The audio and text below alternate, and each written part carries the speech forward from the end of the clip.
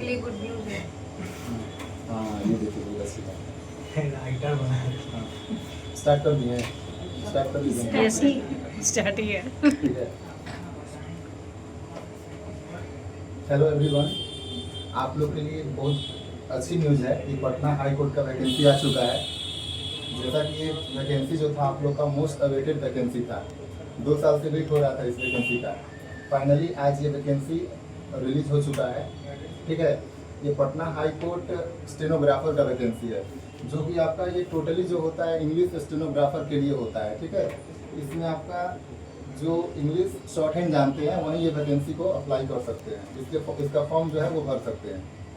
इसका एलिजिबिलिटी जो है वो 12th पास रखा गया है।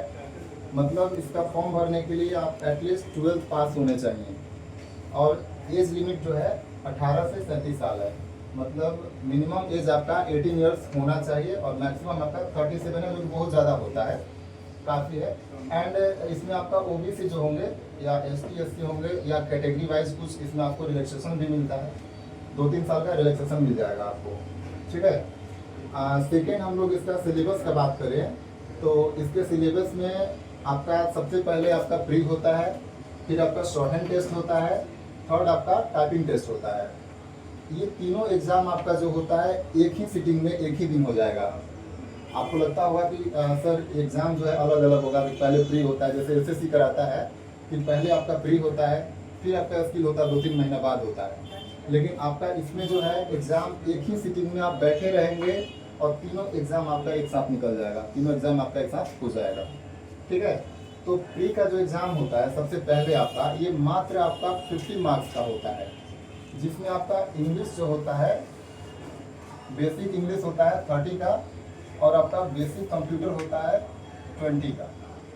ठीक है, ये आपका जो होता है 50 मार्क्स का प्री होता है। देन आपका जो होता है शॉर्ट हैंड होता है, शॉर्ट हैंड टेस्ट होता है, ये आपका 100 मार्क्स का होता है। इसमें आपको 80 WPM पे स्किल लिखाया जाएगा, शॉर्ट हैंड लिखाया जाएगा, जो कि आपका 4 मिनट तक चलता है। तो ये 320 वर्ड का आपका डिक्टेशन लिखाते हैं ये लोग। उसके बाद आपको टाइपिंग टेस्ट देना होता है, जो कि आपका 40 WPM पे होता है, 10 मिनट तक आपको देना होगा। ये 400 वर्ड का आपका टाइपिंग होगा, जो कि आपको उसी समय आपको करा लिया जाएगा।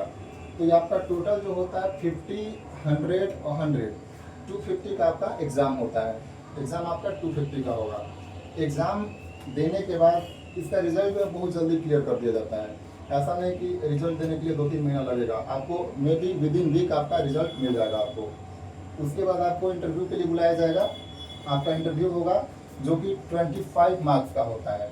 ठीक है, तो आपका टोटल एग्ज़ाम जो होता है वो 270 का हो जाता है, 275 का हो जाता है।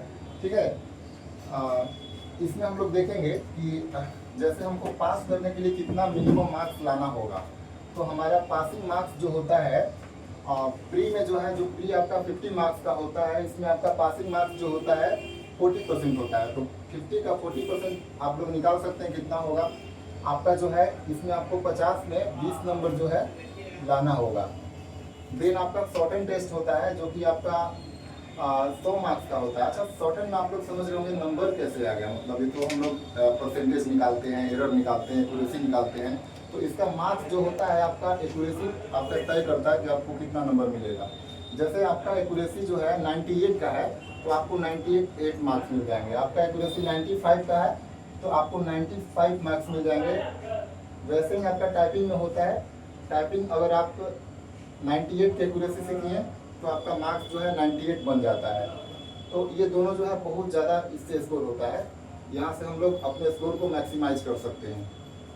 उसके बाद आपका जो होता है ये एग्ज़ाम देने के बाद आपको इंटरव्यू के लिए बुलाया जाएगा। तो इंटरव्यू में आपका 25 मार्क्स का होता है। इसमें आपको मिनिमम 7.5 मार्क्स जो है लाने होते हैं आपको पास आउट होने के लिए। तो आपका एग्ज़ाम जो हो जाता है 275 का टोटल होता है। एंड इसका प्रीवियस ईयर का हम बात करें तो लास्ट ईयर तो वैकेंसी नहीं था, बट इसमें आपका 2023 में वैकेंसी आया था, जो कि बहुत कम था। आपका लगभग 50-55 वैकेंसी था, वो भी मोस्टली उसमें आपका बैकलॉग वाला था। देन आपका 2022 में जो था, तो 2022 में आपका 239 240 के अप्रॉक्स आपका फाइनल इसका मेरिट लगा था 275 में। आपका 2023 में जो मेरिट लगा था वो आपका 249 के अप्रॉक्स, ये जनरल का मैं बात कर रहा हूँ। ओबीसी ईडब्ल्यूएस इससे नीचे आपका पूछ जाएगा, ठीक है। तो ये आपका 249 पे मेरिट लगा था। तो इसमें जो आपको पटना हाई कोर्ट में अगर चाहते हैं कि सिलेक्शन लेना है तो आपको ये तीनों जो है, तीनों आपको सेक्शन को पास आउट करना होगा, तीनों बॉक्सेस को आपको क्लिक करने होंगे। जैसे आप प्री में भी आपको पास आउट होना होगा, आपको शॉर्ट हैंड में भी पास आउट होना होगा, आपको टाइपिंग टेस्ट में भी पास आउट होना होगा। बहुत बच्चों का क्या होता है कि प्री पास कर लेते हैं, शॉर्ट हैंड पास कर लेते हैं, टाइपिंग में फेल हो जाते हैं, तो कोई फायदा नहीं है, आपको तीनों सेक्शन में पास होना है, ठीक है। कुछ पूछना है किसी को? कुछ सर, पूछना है इसको तो पूछिए। अप्लाई करने का लास्ट डेट कब तक है? लास्ट डेट तो अभी ये आपका दिया हुआ है 1 मंथ तक चलेगा, ठीक है। इससे रिगार्डिंग कुछ पूछना है तो पूछिए आप लोग।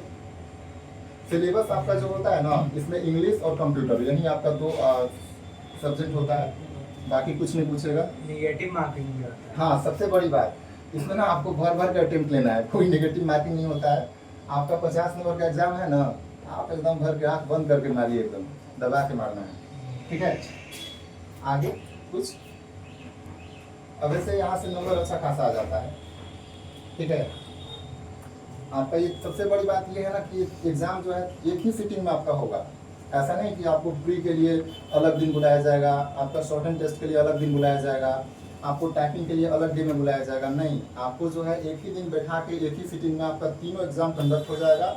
एग्ज़ाम कंडक्ट होने के बाद आपका जो है 1 वीक के अंदर आप मान के चलिए कि आपका जो है आपको रिजल्ट मिल जाएगा, कौन पास है कौन फेल है, ठीक है। उसके बाद आपको जो है इंटरव्यू के लिए बहुत जल्दी बुलाया जाता है।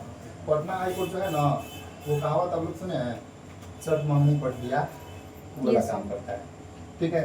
मतलब फॉर्म भरा नहीं कि आप ये मान के चलिए कि जिस दिन फॉर्म भराता है ना, उससे आपका 60 डेज के अंदर ज्वाइनिंग करा लेता है। मैं ज्वाइनिंग का बात कर रहा हूँ, ठीक है।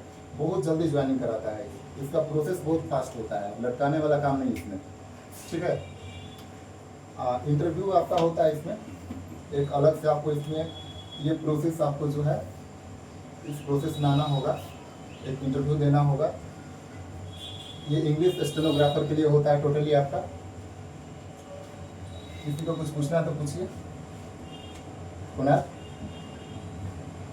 शॉर्ट हैंड के बारे में थोड़ा query था कि शॉर्ट हैंड कितना देखिए, समय शॉर्ट हैंड लगेगा? मैं बता रहा हूँ। शॉर्ट हैंड आपका जो होता है ना, ये मान के चलिए आपका मतलब लास्ट ईयर तो जनरल मैटर पूछा था, बट 2022 वाला में आपका शॉर्ट हैंड जो हुआ था वो बहुत इजी मैटर था, ठीक है। तो आप मैटर जो है आप जो क्लास में आएंगे तो आपको जनरल मैटर, केसी, प्रोग्रेसिव, ठीक है, जीडी लिस्ट का जो वॉल्यूम्स है वो सब कुछ आपको कराया जाएगा ताकि कोई दिक्कत ना हो। शॉर्ट हैंड निकालना कोई बड़ी बात नहीं है इसका, 4 मिनट का होता है। 4 मिनट में आपको क्या ही लेंथ होगा, 4 मिनट का डिक्टेशन है तो छोटा डिक्टेशन होता होगा, जितना छोटा डिक्टेशन उतना ईजी होगा। 4 मिनट तो ऐसे भी पलक से पकते हम लिख लेंगे, कोई दिक्कत नहीं होगा। और सर इंटरव्यू के बारे में, इंटरव्यू का लैंग्वेज? इंटरव्यू का लैंग्वेज आपका वो जजेस का पैनल वहाँ पे बैठा होता है जो कि आपका इंटरव्यू कराता है, ठीक है। तो वहाँ पे इंटरव्यू भी ऐसा नहीं कि आपका यूपीएससी लेवल का कुछ होने वाला है। वहाँ पे आपसे जो है ना स्टेनो के फील्ड से ही कुछ सवाल पूछे जाएंगे, या मे बी वो जजेस जो होंगे ना आपसे बैठा के आपसे 2 लाइन लिखा लेंगे, उनको पता चले कि लड़का जेन्युइन है, लिखता है, 2 लाइन आपसे लिखा लेंगे कि लिखो, शॉर्ट हैंड लिखो, ठीक है। तो कुछ भी ये पूछ सकते हैं, ऐसा कुछ नहीं है। तो ये फॉर्म जो है कल से भरा रहा है, कल से इसका विंडो ओपन हो जाएगा, तो आप लोग सब लोग फॉर्म भरेंगे और फिर हम लोग तैयारी भी जम के करेंगे ताकि सिलेक्शन होता है, ठीक है। और कुछ चलिए, थैंक यू।